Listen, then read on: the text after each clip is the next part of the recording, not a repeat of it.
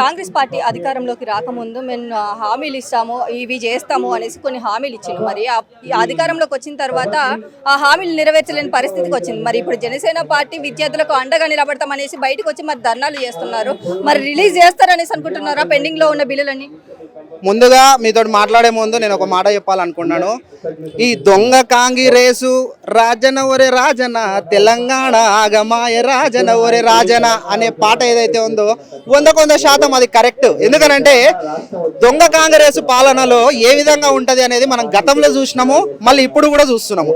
ఎందుకు నేను దొంగ కాంగ్రెస్ అంటున్నా, దొంగ కాంగ్రెస్ పాలన ఎందుకు అంటున్నానంటే 1 కాదు 2 కాదు 3 కాదు 4 కాదు 5 కాదు 6 కాదు 6 హామీలు జనాలను నిండా ముంచేసిన కాంగ్రెస్ పార్టీ ఈ రోజు స్టూడెంట్స్ మీద పడ్డది.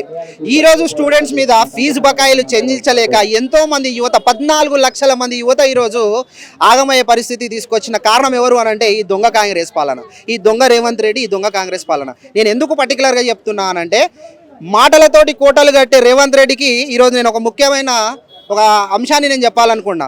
మాకు మాటలతోటి కోటలొద్దు, మాకు చాతలు కావాలి, మాకు స్పష్టత కావాలా. దేని మీద కావాలా మాకు అని అంటే మాకు ఫీజు రియంబర్స్మెంట్ కావాలా, లేదు అని అంటే మాకు నిరుద్యోగుల పట్ల మీరు చూపించే ఏది 19,000 నోటిఫికేషన్లు ఉన్న 7,000 నోటిఫికేషన్ నిరుద్యోగులను అంతేటంగా దారుణంగా వారి జీవితాన్ని హత్య చేసిన రేవంత్ రెడ్డి గారికి నేను ప్రశ్నిస్తా ఉన్నా.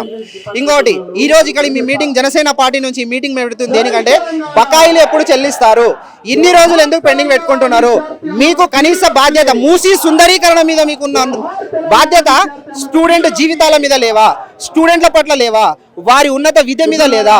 ఈ రోజు మీరు 14 లక్షల మంది స్టూడెంట్ని ఈరోజు బాధపడుతున్నారు. రేపు పొద్దున ఆ 14 లక్షల మంది స్టూడెంట్సే కదా నిరుద్యోగ యువత, కాదంటారా? నేను అడుగుతా, సూటిగా అడుగుతా ఉన్నా కాంగ్రెస్ ప్రభుత్వానికి.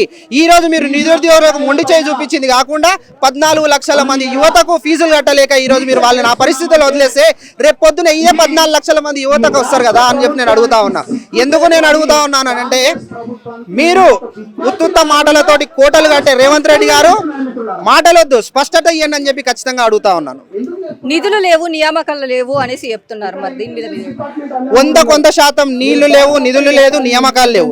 తెలంగాణ రాష్ట్రం కొట్లాడి తెచ్చుకుంది నీళ్ల కోసం, నిధుల కోసం, నియామకాల కోసం. ఎందుకంటే తెలంగాణ రాష్ట్రం వచ్చినందుకు ముఖ్య కారణం ఎవరు అని అంటే స్టూడెంట్స్. ఎందుకంటే ఈ నిరుద్యోగులు ఆ రోజు నిరుద్యోగులు ఉన్న స్టూడెంట్సే కొట్లాడి తెలంగాణను ముందుకు తీసుకొచ్చారు. అలాంటి తెలంగాణను తీసుకొచ్చిన స్టూడెంట్స్కి ఈరోజు కాంగ్రెస్ ప్రభుత్వం వచ్చి మొండి చేయి చూపించింది. ఆఖరికి తెలంగాణ తల్లి చేతిలో కూడా మొండి చేయి చూపించిన కాంగ్రెస్ మరి తెలంగాణ బిడ్డల పట్ల మొండి చేయి చూపించదా అని నేను అడుగుతా ఉన్నా. ఈ రోజు తెలంగాణ తల్లిని ఈజీగా మార్చేసినారు, మొండి చేయి పెట్టినారు. అదేవిధంగా తెలంగాణ విద్యార్థుల పట్ల కానీ ఉద్యోగుల పట్ల కానీ ఈరోజు మొండి చేయి చూపిస్తున్నారు అని చెప్పేసి క్లియర్ కట్గా చెప్తా ఉన్నాను. ఈరోజు రేవంత్ రెడ్డిని ఫీజుల గురించి అడుగుతుంటే ఒక బీటెక్ స్టూడెంట్ ఒక అప్లికేషన్ రాయలేడు, నేనెందుకు కట్టాలా అంటున్నాడు. నీకు చేతనవుతుందా? నువ్వు ఒక పేపర్ రాయగలుగుతావా? లేదంటే నువ్వు గవర్నమెంట్ ఆఫీస్లో ఒక బ్యాంక్ అకౌంట్ ఓపెన్ చేయ మొహమేనా నీదని నేను అడుగుతా ఉన్నాను. ఈరోజు నువ్వు గ్రాడ్యుయేట్లను పట్టుకొని వాళ్ళని కించపరుస్తూ, విద్యార్థులను పట్టుకొని నువ్వు కించపరుస్తున్న మాటలు ఏ విధంగా ఉన్నాయి రేవంత్ రెడ్డి? ఇదేనా నువ్వు మాట్లాడే ముఖ్యమంత్రి స్థాయిలో ఉన్న మాట్లాడాల్సిన మాటలు ఇవా నేను అడుగుతా ఉన్నా. నేను నీకు కొంచెమైన చిత్తశుద్ధి ఉన్నా, నీకు కొంచెమైన బుద్ధి ఉన్నా, నువ్వు ఒక రాష్ట్రానికి ముఖ్యమంత్రి అనుకుంటే ఖచ్చితంగా నువ్వు వెంటనే ఫీజు పొండి బకాయిలు ఏవైతే ఉన్నాయో అవి చెల్లించాల్సిందిగా మేము జనసేన పార్టీ నుంచి కోరుతున్నాము. అందుకని చెప్పేసి ఈ రోజు మేము ఈ మీటింగ్ పెట్టినాం. ఈ రోజు మీటింగ్ పెట్టిన తర్వాత కూడా నీకు కొంచెమైనా తెలివి రాకపోతే ఇదే ఉద్యమాన్ని ఇంకా ముందుకు తీసుకెళ్తాం. ఎక్కడ కూడా మేము ఆగము, ఎవరికి భయపడం. ప్రశ్నించే గొంతుగా జనసేన పార్టీ తెలంగాణలో విజృంభించడానికి సిద్ధంగా ఉంది. దాని ఆపే శక్తి ఎవరికి లేదని చెప్పేసి మరొకసారి చెప్తున్నాను. మరి అలాగే ఇప్పుడు జనసేన పార్టీ మరి ఇప్పుడు ఆర్గనైజ్ చేస్తూ ఉన్నది. మరి తెలంగాణలో నెక్స్ట్ ఎలక్షన్స్ లో పోటీ చేయడానికి ముందుండది అనేసి అనుకోవచ్చా? ఖచ్చితంగా రానున్న అన్ని ఎలక్షన్స్లలో జనసేన పార్టీ పాల్గొంటుంది. ఇది నేను చెప్పడం కాదు, మా నాయకుడు పవన్ కళ్యాణ్ గారే స్పష్టంగా చెప్పారు. తెలంగాణలో జనసేన ఉంటుంది, జనసేనలో ఉంటుంది, పోటీ చేస్తుంది, నిలబడుతుంది. పేదల ప్రక్షాళన కానీ అన్యాయం జరిగిన చోట ప్రశ్నించే గొంతుగా నిలబడుతుంది అని చెప్పేసి మరొకసారి కూడా నా తరపు నుంచి, పార్టీ తరపు నుంచి అందరూ కూడా చెప్పినాము. అదేవిధంగా తెలంగాణ ఏమన్నా అయ్యజాగిరి కాదు, తెలంగాణ ఒకటి సాధించింది కాదు, తెలంగాణ ఒకటి ఇస్తే ఇచ్చింది కాదు. తెలంగాణ మరి కొన్ని కోట్ల మంది కొన్ని లక్షల మంది పోరాడి కొన్ని వేల మంది ప్రాణాలు త్యాగాలు అర్పించిన తర్వాత వచ్చిన తెలంగాణ. దీని మీద సర్వత అధికారం అందరికీ ఉంది, ఏ ఒక్కరికి లేదని మరొకసారి చెప్తాను. జంజీలు రాజకీయాల్లోకి రావాలి అనేసి చెప్పడం జరిగింది. మరి రేవంత్ రెడ్డి గారు నిజంగానే జంజీలకు అవకాశం ఇస్తారా? జెన్జీలకు పెద్దపీట వేసిందే జనసేన పార్టీ. ఎందుకు అనంటే మొట్టమొదటిసారిగా తెలంగాణ రాష్ట్రంలో జెన్జీలను తీసుకొచ్చి ఒక మీటింగ్ పెట్టిందే పవన్ కళ్యాణ్ గారు. ఇది ఇన్కన్వెన్షన్ లో నేను సాక్షి, నేను జెన్జీ మీటింగ్ పోయినా, నేను సాక్షి. అక్కడ జెన్జీ 2000 మంది స్టూడెంట్స్ లతో జెన్జీ మీటింగ్ పెట్టిందే జనసేన పార్టీ. ఆ తర్వాతనే మిగతా పార్టీలు వచ్చి జెన్జీ గురించి మాట్లాడుతాయి.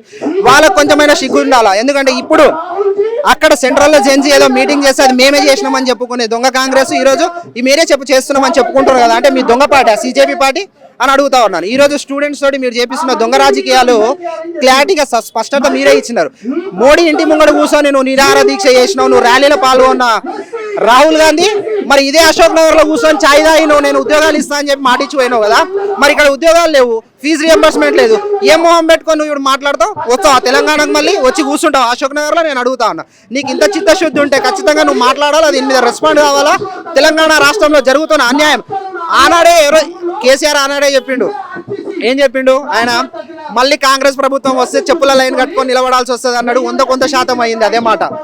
ఎందుకంటే ఈ రోజు జనసేన పార్టీ ప్రశ్నించక గొంతుగా వస్తుంది. ఖచ్చితంగా అన్నిటి మీద, అన్ని అంశాల మీద కూడా ప్రశ్నిస్తామని చెప్పి తెలియజేసుకుంటా ఉన్నాం.